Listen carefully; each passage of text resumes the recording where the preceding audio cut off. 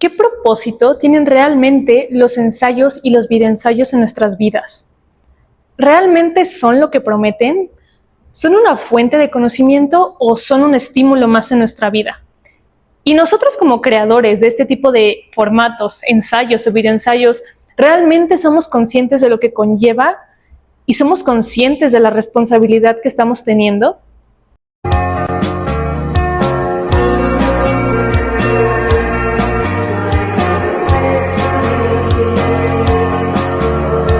Si leyeron mi último ensayo sobre cómo ser intelectual es ahora la nueva moda, este nuevo estilo, sabrán que hoy no perseguimos un lujo material, sino perseguimos algo intangible.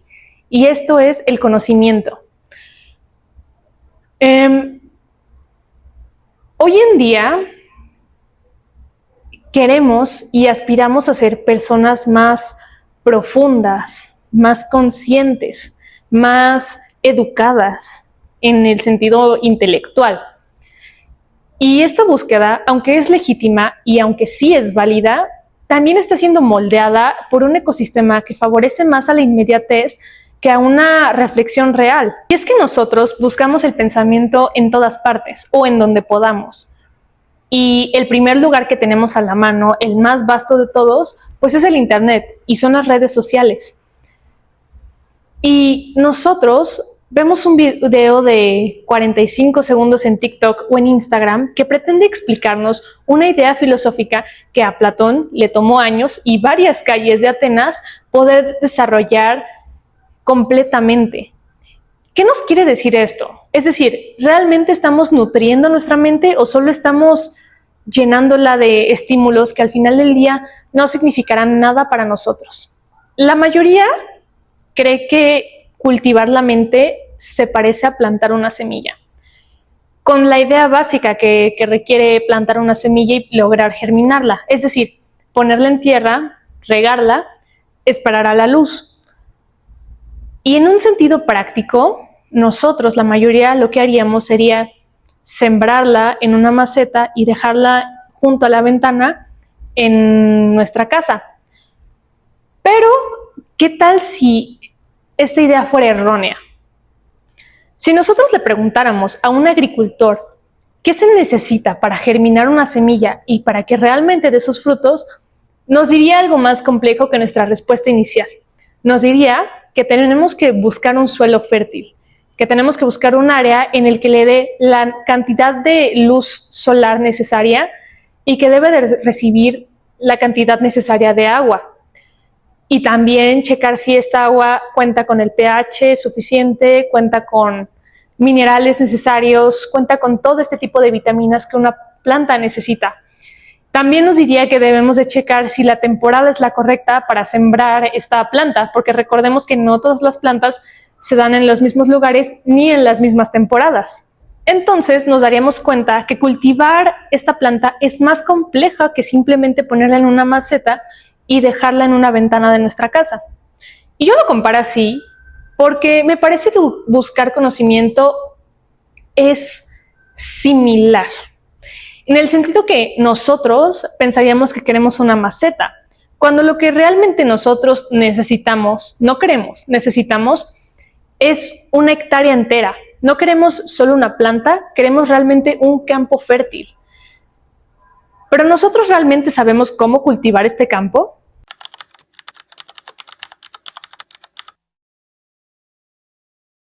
Ahora, si pudiéramos culpar a la revolución industrial por todos los problemas de nuestra vida, podríamos hacerlo. Tal vez no por todos, pero por una gran cantidad me parece que sí.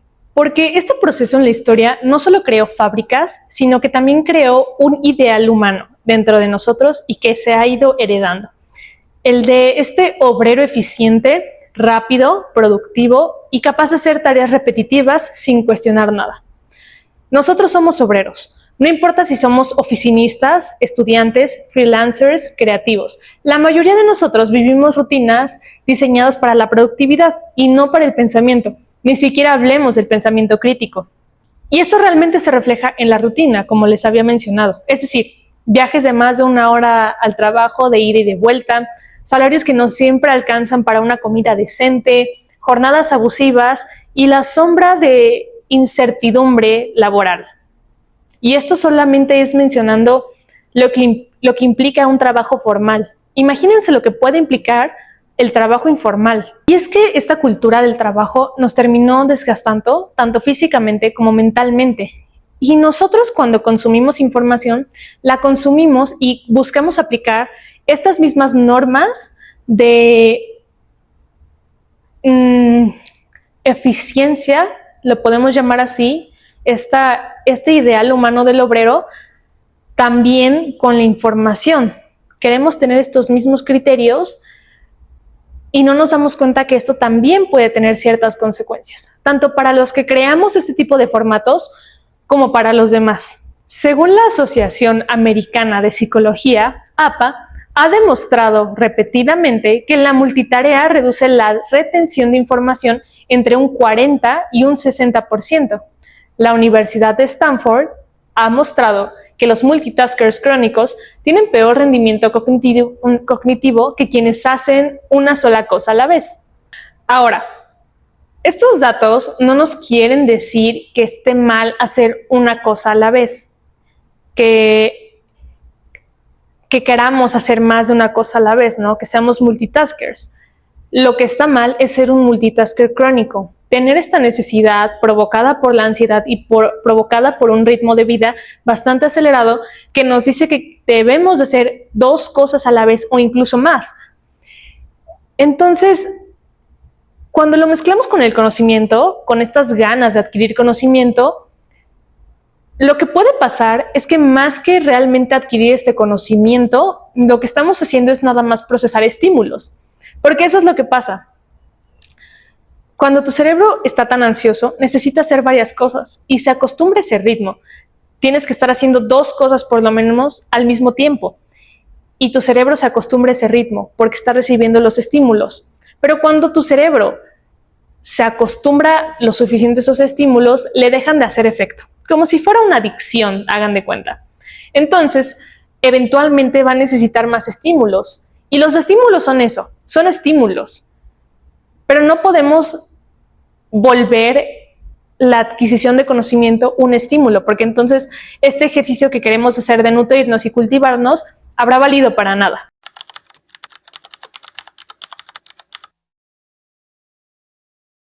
Y bueno, estos estímulos, también muchos de ellos llegaron a nuestra sociedad actual con la llegada del Internet, de Google, de Amazon y sobre todo de las redes sociales.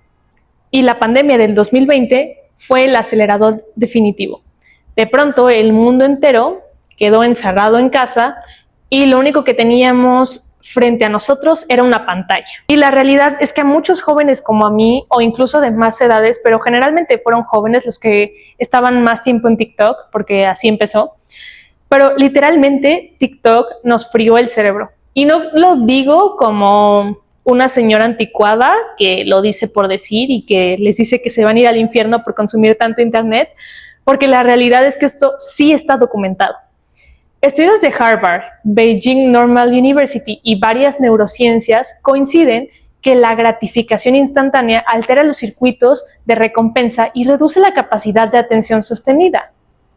Durante la pandemia, aumentó la ansiedad global un 25%. Se dispararon los diagnósticos de depresión. Se volvió normal pasar de 6 a 9 horas al día en el teléfono y la capacidad de concentración disminuyó notablemente en los jóvenes y en adultos. Es decir, que nosotros salimos de la pandemia, pero nos quedamos con varias consecuencias cognitivas. Y yo personalmente, como una estudiante aún, puedo notar en mí y en mis compañeros este rezago. Pero no todo estaba perdido, porque encontramos un cierto consuelo en algo totalmente nuevo. Bueno, no era nuevo, de hecho. Ya llevaba tiempo existiendo este formato, solamente se popularizó. Pero nos salvó la vida los podcasts.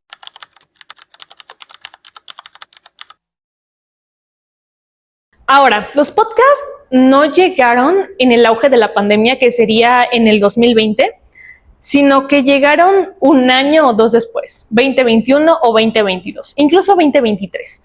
En ese momento todavía no eran tan populares, pero después se volvió una gran bola de nieve que arrasó con todos, de verdad.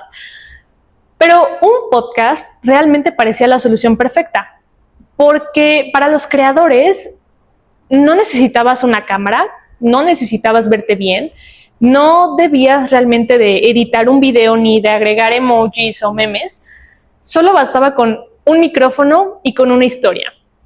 Y para los que lo escuchaban, pues al recibir tantos estímulos, no debías de preocuparte por estar haciendo algo y tener que estar viendo una pantalla.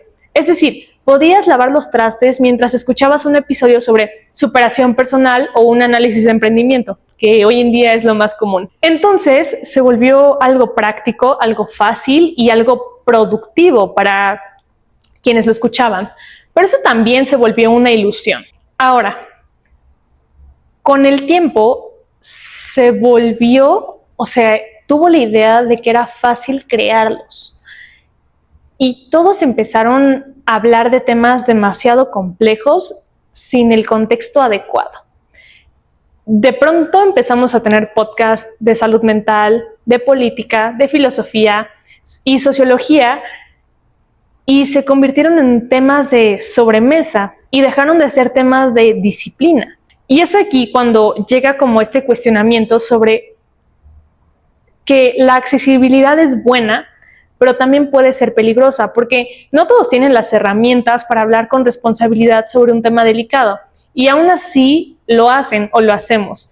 Y seguramente cuando esté hablando de esto, ustedes pueden pensar en 2 o 3 personas que han hecho esto. Es evidente, lo hemos visto.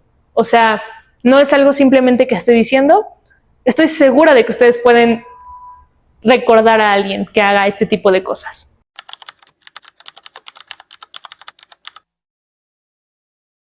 La legitimidad, idealmente, la idea con la que se nos educó sobre esta palabra que nos da un poder y una responsabilidad con defecto, respecto a un tema, viene de esta característica de un estudio, de experiencia, de contexto y de una responsabilidad discursiva. Pero hoy en día, en el Internet, la legitimidad viene de un micrófono caro, una voz agradable, un set estético, confianza performativa y seguidores. Entonces, ¿qué pasa aquí? Que de pronto ya no necesitas ser un médico para hablar de salud, no necesitas ser psicólogo para dar consejos de traumas, no necesitas ser sociólogo para explicar fenómenos complejos. Y el problema no es que la gente sin títulos hable, ¿no? No confundamos una cosa con la otra, ese no es el problema. El problema es que confundimos una experiencia personal con una expertise real. Es decir, alguien que vivió con ansiedad por mucho tiempo puede hablar de su experiencia y eso es válido y valioso. Es importante que todos contemos nuestra historia para así poder normalizar y sacar a la luz temas que son tabú. Pero esta persona debe de ser consciente de que no puede ofrecer diagnósticos ni tratamientos, ni afirmar que hay tratamientos que funcionan para todos. No se debe de afirmar esto. Entonces aquí tenemos esta frontera ética que muchos podcasts cruzan sin darse cuenta.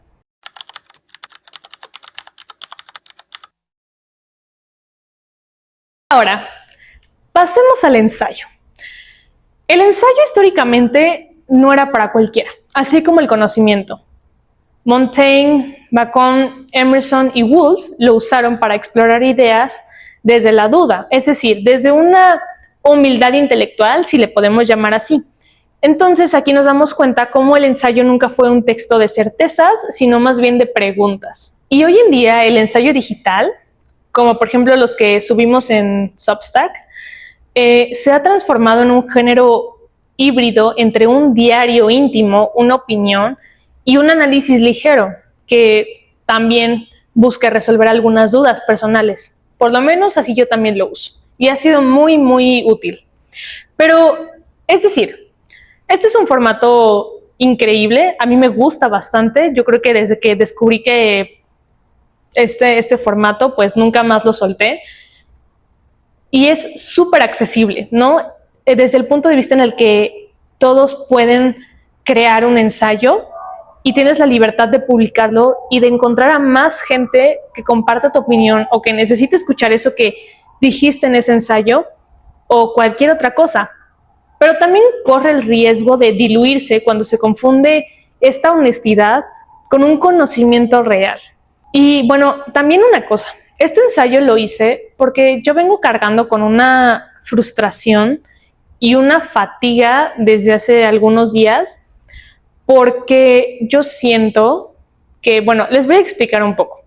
Si ustedes no lo saben, estos ensayos están basados en ensayos que escribo en Substack. Substack es como un Twitter, pero para subir ensayos o para subir posts acerca de estos ensayos y literal sobre eso. Sobre eso se trata la comunidad de en Substack. Pero finalmente es una red social. ¿Y qué pasa? Que tú para tener visibilidad necesitas estar constantemente creando contenido. Y a mí me gusta pensar y tengo el objetivo, la idea, el querer y el deseo de subir contenido realmente de valor, que son cosas que si bien yo tengo una duda, yo quiero hablar sobre esto porque no tengo a nadie con quien hablar de esto, porque también esa es una de las ideas por las que empecé a hacer este canal.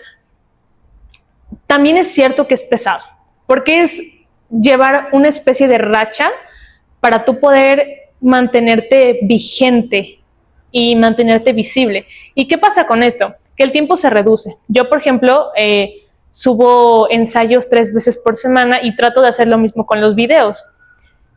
Pero en ese inter, luego es muy pesado realmente buscar la información, escribirla, o sea, realmente confirmar que es verídica, corregir el texto, poner ejemplos. Y a mí me frustra mucho que en varias ocasiones yo me encuentro en que 3 semanas después de haber publicado un ensayo o el videoensayo, se me ocurre un ejemplo o una idea que puedo complementar en el ensayo. ¿Y qué pasa? Que ya no lo puedo hacer. Entonces, creo que también esto me frustra un poco porque siento que el tiempo que yo tengo, por ejemplo, para poder publicar un ensayo es bastante corto. Y esto no quiere decir que los ensayos que yo o que otra persona que tenga como este mismo ritmo los hagamos mal, que no los hagamos sin ganas y que no sepamos lo que estamos haciendo ni tengamos conciencia de ello. Creo que más bien se trata de que un tiempo reducido es igual a una investigación y una exploración reducida. Ahora, vuelvo a lo mismo. Esto no significa que valga menos, simplemente sí creo que es una señal de que estamos en un sistema muy acelerado que muchas veces nos priva de realmente desarrollar algo hasta su máximo potencial.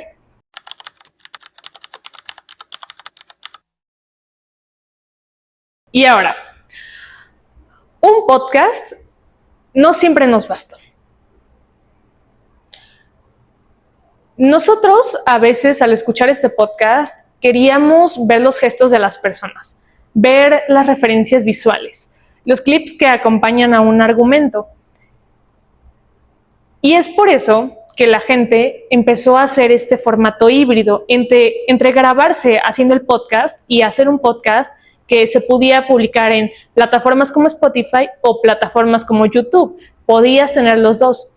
Pero siento que sí hay un cierto FOMO por no poder ver visual, o sea, bueno, por no poder ver lo que está pasando realmente en ese momento en el que se está hablando.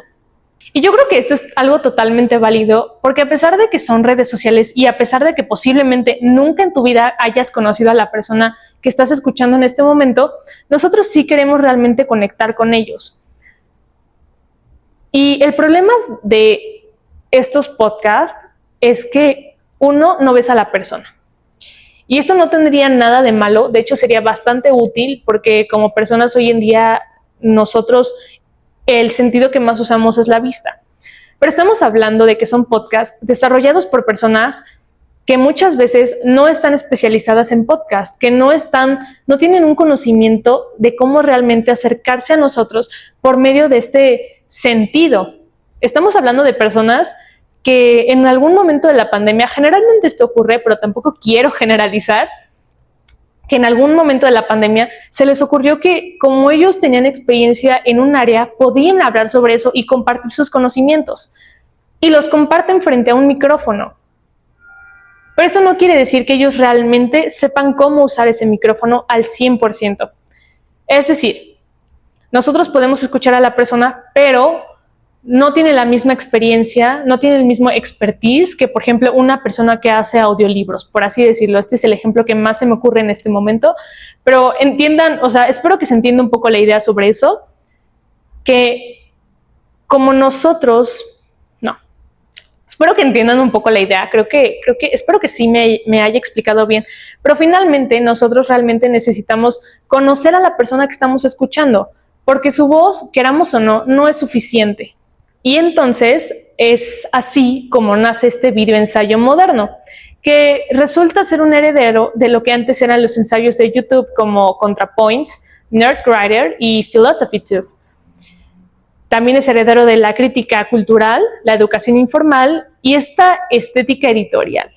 Y volvemos a lo mismo, el problema no es el formato, el problema es que todos tenemos voz, pero no todos tenemos la misma profundidad y conciencia. Y repito, esto no hace el contenido menos valioso, simplemente lo vuelve limitado, tanto para los creadores, tanto para la gente que lo consume. Y hoy en día estamos viendo más este formato, de hecho más que el podcast, porque creo que socialmente hablando, los podcasts nos aburrieron o se volvieron básicos, por así decirlo. O sea, bueno, todo se vuelve básico, pero como que no era raro incluso encontrarte a una persona que te dijera, acabo de hacer mi podcast. Yo fui víctima de eso. Yo traté de hacer un podcast, simplemente descubrí que no tenía la experiencia para eso. Y ahora estoy intentando hacer videoensayos. No sé si eso funcione más de lo que funciona el podcast, pero espero que sí. Y bueno, en resumen, el videoensayo se volvió parte de esta estética intelectual. Porque les digo, ahora queremos vernos más profundos, pero también queremos consumir estas ideas de una forma rápida y práctica. Y buscamos la idea del pensamiento, pero muchas veces nos quedamos o nos estancamos en esta sensación, pero no el pensamiento en sí. ¿Me explico?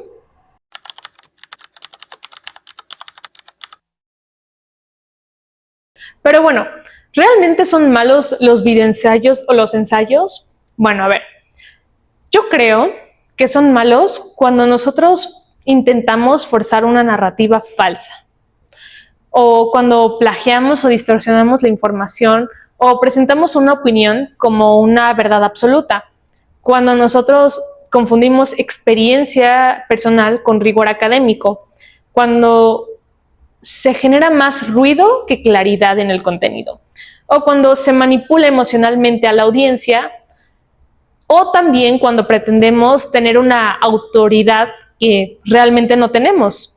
Y también son malos cuando la audiencia no sabe filtrar. Son malos cuando alimentan la falsa idea de que pensar es opinar rápido. Son malos cuando nos dejamos llevar por alguien que vemos en nuestra pantalla y no tenemos también como audiencia una conciencia de esta responsabilidad sobre lo que nosotros consumimos, ¿no? Es decir, un paquete de cigarros está frente a nosotros cuando estamos comprando algo. Está en el mostrador. Y está ahí, pero somos nosotros quienes tenemos la responsabilidad y debemos de llevar en la conciencia que podemos hacernos daños con ellos o podemos no hacerlo. Entonces, como todo, no son malos por existir, solo son malos cuando no sabemos usarlos. Entonces, esto no solamente se reduce a este tipo de formatos de ensayo o videoensayo, sino que cualquier herramienta puede usarse bien o puede usarse mal. Incluso las instituciones más formales cometen errores, sesgo o una mala praxis. La cuestión verdadera no es realmente el ensayo o si el ensayo es malo, es más bien cómo lo consumimos, cómo lo usamos y qué hacemos con la información que sacamos de él.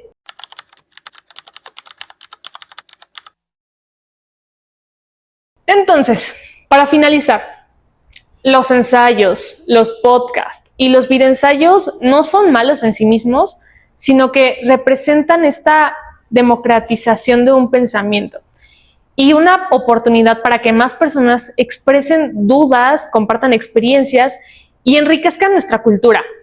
Pero también representan un desafío. Es decir, vivimos en una época de sobreinformación, que puede caer incluso en la desinformación, de ansiedad, de multitarea y de gratificación instantánea. Y cuando un formato que requiere profundidad se mezcla con un ecosistema construido para la rapidez, aparecen ciertas tensiones.